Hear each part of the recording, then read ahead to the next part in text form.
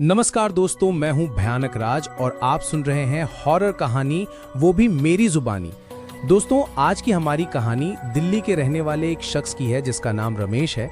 रमेश पेशे से एक ट्रक ड्राइवर है। तो चलिए अब ये कहानी रमेश के पॉइंट ऑफ व्यू से सुनते हैं। लेकिन कहानी को शुरू करने से पहले, जैसा कि मैं आप लोगों से हमेशा कहता हूं कि वैसे तो आप लोगों ने बहुत सी हॉरर कहानियां सुनी होंगी, लेकिन मुझे पूरी उम्मीद है कि आज की हमारी ये कहानी सुनकर आपको सच में डर का एहसास होने वाला है। बस मेरी आपसे इतनी गुजारिश है कि आप अगर इस कहानी को पूरा सुनेंगे तो आपको सच में बहुत ज़्यादा मज़ा आने वाला है। साथ ही अगर आप पहली बार हमारे इस चैनल पर आए हैं तो चैनल को अभी सब्सक्राइब कर लीजिए। ऐसा करने से हमारी और आपकी नज़दीकियाँ बढ़ जाएंगी और आगे आने वाली वीडियो आप तक आसानी से पहुँच जाएगी। तो ज़्यादा समय ना लेते हुए जल्दी से अपनी कहानी को शुरू करते हैं। नमस्कार दोस्तों, मेरा नाम रमेश है। 15 साल से मैं रात के अंधेरे में हाईवे पर ट्रक चलाता हूँ। सड़कें, सन्नाटा और मेरे ट्रक का इंजन, ये मेरे पुराने साथी हैं। लेकिन उस रात जो हुआ उसे याद करके मेरी रूह आज भी कांप उठती है। ये कहानी सुनकर शायद तुम्हारी भी सांसें थम जाएं।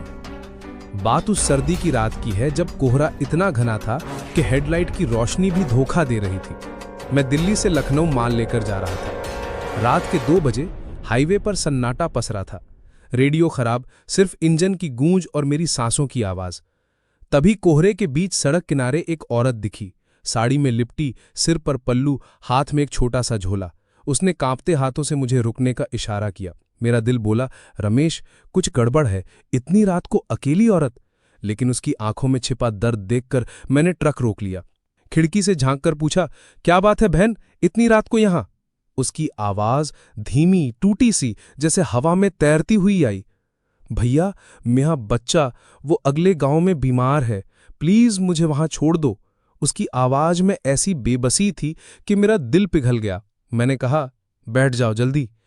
वो चुपचाप ट्रक में सवार हो गई। उसका चेहरा पल्लू से ढका हुआ था। मैंने सोचा शायद शर्मीली है या दुख में डूबी हुई है। ट्रक फिर चल पड़ा। सन्नाटे में उसकी हल्की सिसकियां सुनाई दे रही थी, जैसे कोई दर्द चुपके से बाहर आ रहा हो। मैंने हिम्मत करके कहा, चिंता मत करो, तुम्हारा बच्चा ठीक हो जाएगा। जवाब में सिर्फ सन्नाटा। मुझे अजीब सा लगा, लेकिन सड़क पर ध्यान देना जरूरी था। कुछ देर बाद उसने अचानक कहा, भैया वो मोड़ आ रहा है, वहां रुक जाना। उसकी आवाज अब पहले से गहरी थी, जैसे कोई ठंडी हवा मेरे कानों में फुसफुसा रही हो। मैंने हामी भरी, लेकिन जब वो मोड़ आया मेरे खून की रफ्तार थम गई। वहां कोई गांव नहीं था, बस एक पुराना टूटा फूटा कुआं और चारों तरफ घना जंगल। मैंने ब्रेक मारा और उसकी तरफ देखा। उसका पल्लू नीचे गिर चुका था।